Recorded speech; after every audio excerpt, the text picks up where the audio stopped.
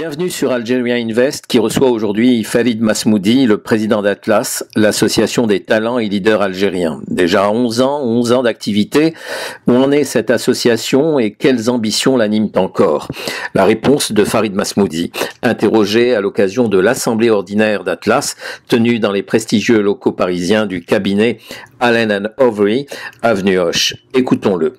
Merci beaucoup Reda et merci d'avoir participé à notre assemblée générale qui, comme vous avez pu voir aujourd'hui, a regroupé des leaders économiques et politiques.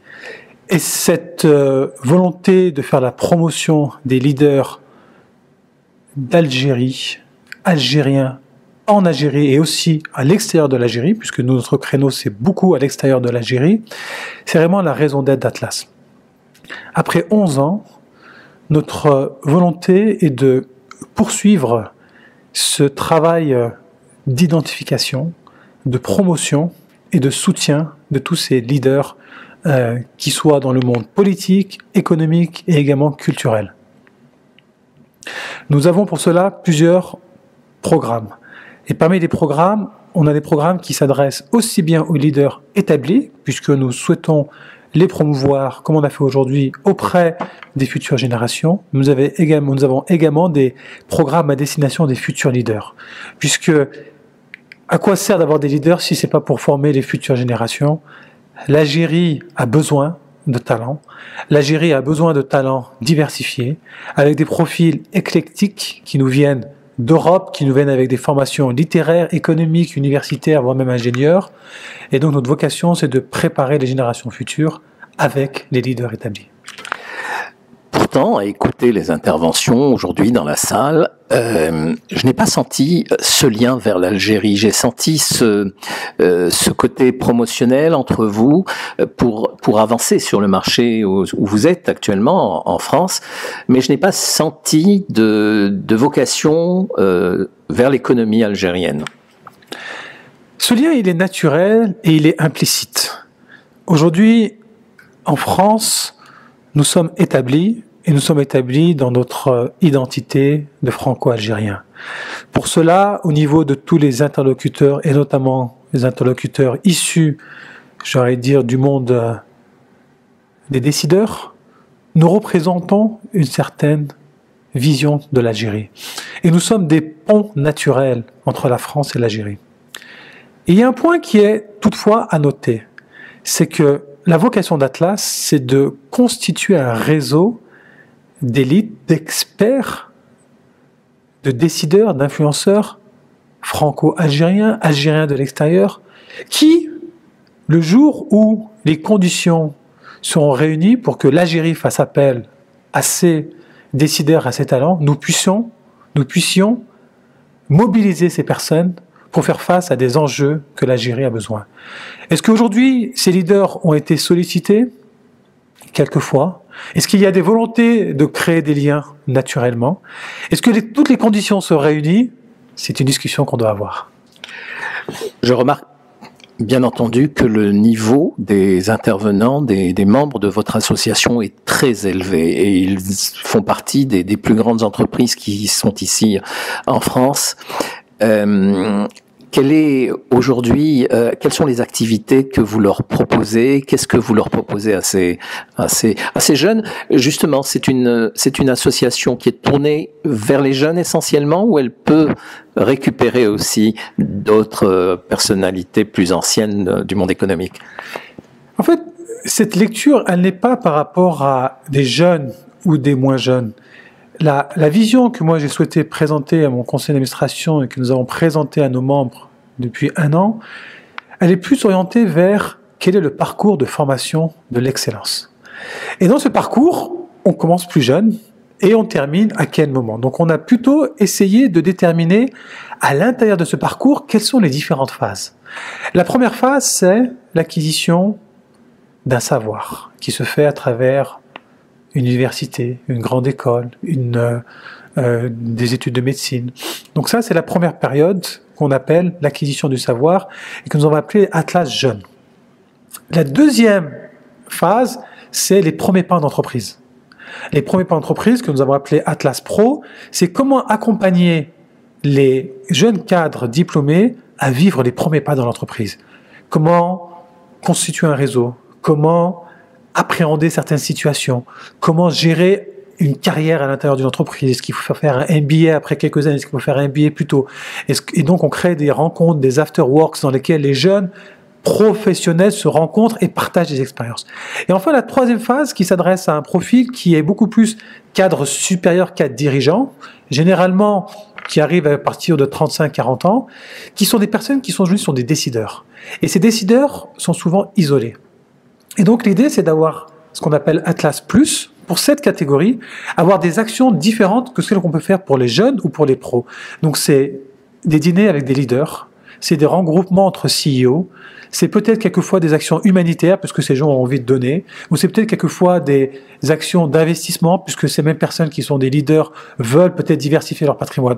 Donc, pour répondre à votre question, on n'est pas jeune ou vieux, on est dans une phase de développement de la carrière, et il y a certaines personnes, des personnes brillantes, qui deviennent des cadres décideurs, ou des cadres dirigeants, ou des VIP, à 25 ans.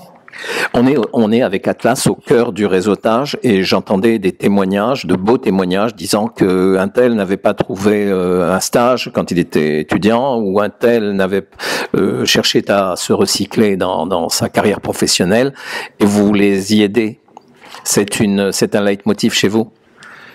Le leitmotiv, c'est le partage d'expérience. Vous savez, quand vous écoutez l'ensemble des personnes qui étaient présentes, elles ont toutes une histoire, une anecdote à raconter dans une recherche de stage, malgré le fait qu'elles soient dans une très grande école, dans les très grandes écoles. Ce que nous souhaitons faire, c'est essayer de limiter le temps perdu à chercher un stage, essayer de les accompagner à trouver un stage rapidement, pour que le temps qu'elles passent pour le stage le passent dans de nouvelles dimensions. Nous, on a passé beaucoup de temps, on a dépensé beaucoup d'énergie à rechercher des stages, alors qu'aujourd'hui, si on peut faciliter ça, on préfère que nos candidats, nos proches, ou alors les jeunes atlassiens, puissent développer plus de temps sur d'autres vertus, à savoir mieux connaître l'entreprise, mieux connaître le monde dans lequel ils évoluent. Donc, c'est vraiment un accélérateur pour ces personnes que nous suivons. Les Atlas regroupent combien de membres aujourd'hui? Aujourd'hui, nous avons 850 membres dans le monde entier. D'accord, vous êtes ouvert au monde entier, y compris à l'Algérie? Nous sommes ouverts à tout le monde qui a un lien, une affection particulière avec l'Algérie, qu'il soit en Algérie ou à l'extérieur de l'Algérie. D'ailleurs, nous avons beaucoup de membres en Algérie et nous avons également, nous avons eu dans le passé un bureau à Alger que nous allons réactiver et que nous sommes assez, j'ai envie de dire, triste de ne pas pouvoir être présent en Algérie, compte tenu un petit peu des conditions sanitaires, pour pouvoir réactiver et redéfinir aussi notre stratégie en Algérie. Pendant longtemps, nos programmes s'adressaient beaucoup aux Algériens qui venaient en France, et on veut continuer à faire ça, pour les accompagner dans les filières d'excellence. Malheureusement, il y a trop peu d'Algériens qui viennent d'Algérie qui intègrent HEC, trop peu d'Algériens qui intègrent X, et donc on veut augmenter ce chiffre. Vous semblez élitiste dans le recrutement, c'est normal, c'est la vocation d'Atlas. C'est la vocation d'une société qui doit être portée par une élite. C'est peut-être un mot qui, en Algérie, pendant très longtemps, a résonné un peu difficilement, puisque cette vision de la société égalitaire. Mais l'élite a une responsabilité. Nous sommes beaucoup plus dans cette éthique de la responsabilité d'élite, qui doit porter d'autres personnes pour créer des sentiments d'exemplarité, des exemples de modèles, et surtout pour ouvrir la voie aux jeunes générations. Nous ne sommes pas élite dans le sens où nous sommes réservés. Non, nous aidons toutes les classes de la population, mais nous essayons, et notre travail, c'est de les accompagner vers l'excellence.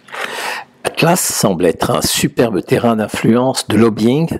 Est-ce que vous êtes approché par les autorités algériennes? Nous avons eu dans le passé des relations, et nous sommes en relation régulière avec l'ambassade, en Algérie également, mais nous n'avons pas nous avons bien entendu invité ce jour aussi l'ambassadeur à se joindre à nous. Il est venu? Non, il n'a pas pu venir. Mais je pense que nous avons également des relais au niveau de l'ambassade. Nous avons aussi rencontré il y a quelques années l'ancien ambassadeur pour essayer de parler comment cette élite et d'autres personnes pouvaient contribuer à développer des choses en Algérie. Nous sommes mobilisables pour l'Algérie. Nous avons un lien naturel avec l'Algérie et nous souhaitons renforcer nos liens avec l'Algérie. Vous avez déjà approché des membres du gouvernement en Algérie pour régler certaines choses ou pour avancer sur certaines situations?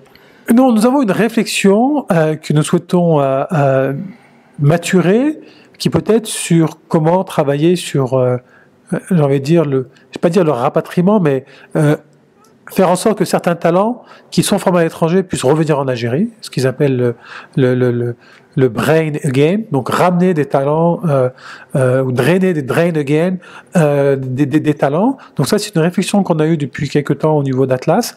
Nous avons des réflexions là-dessus, mais nous sommes prêts, nous, à participer à des rencontres pour essayer de travailler sur des meilleurs liens avec la diaspora, comment cette élite-là peut éventuellement participer à former certains cadres de la fonction publique, enseigner en Algérie dans des grandes écoles pour pouvoir partager, comme vous avez vu aujourd'hui, ces expériences de leadership. Donc Atlas est prêt à mobiliser des personnes, de ses membres, pour venir enseigner dans les grandes universités, voire même assister dans des conseils d'administration pour partager des bonnes pratiques de gouvernance.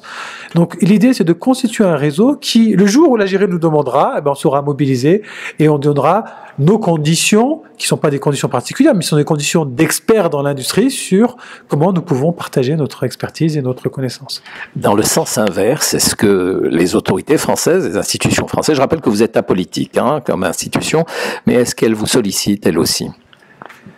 Non, elles ne nous sollicitent pas, mais nous avons un travail de territoire dans lequel Atlas est bien entendu le A d'Algérie, mais il peut arriver que Atlas participe à des salons, comme nous avons participé au salon Jeunes Avenir, pour aider toutes les populations, algériennes ou pas, puisque nous avons aussi ce travail de rendre à la société, et donc c'est dans ce sens-là que nous nous mobilisons, pas du tout à la demande des autorités, mais plus dans une volonté de être visible auprès de nos membres et d'autres personnes qui souhaitent également obtenir le concours d'Atlas. Quel est le prochain événement que vous organisez? La semaine prochaine, nous rencontrons le 7 décembre Malek Boucherbi, qui est un marathonien de l'extrême, qui est un Algérien, qui a parcouru le pôle Nord à pied, qui a fait plusieurs marathons dans sa vie, en plusieurs jours, je crois, une dizaine de marathons en 10 jours, et qui va nous parler un petit peu de l'épanouissement, la confiance en soi dans des périodes difficiles.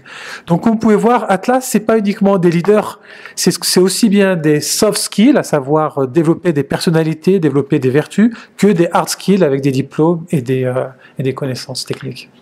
Pourquoi avoir choisi comme nom Atlas? C'est à cause des cimes, la montagne s'est élevée, c'est fort.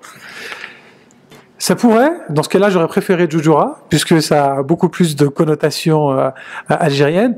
Atlas est un héritage. C'est un acronyme de Algerian Leader and Talent Association. Donc, c'est un acronyme de l'association des leaders et des talents d'origine algérienne. On nous a souvent interrogé en disant Atlas, ça symbolise un peu trop le Maghreb de l'Ouest plutôt que le Maghreb central et la Numidie. C'est un sujet qu'on pourrait être amené à réfléchir sur affiner la lisibilité de notre positionnement en Afrique. Surtout en ce moment. Et particulièrement en ce moment, même si Atlas est construit dans le temps. Et donc, nous sommes conscients que le Maghreb passe des périodes difficiles et que dans le temps, les peuples auront comme toujours des dialogues ouverts et constructifs. Farid Masmoudi, je vous remercie. Je rappelle que vous êtes donc le président d'Atlas. Merci. Je vous en prie. Merci pour cette interview, Reda, et pour votre présence.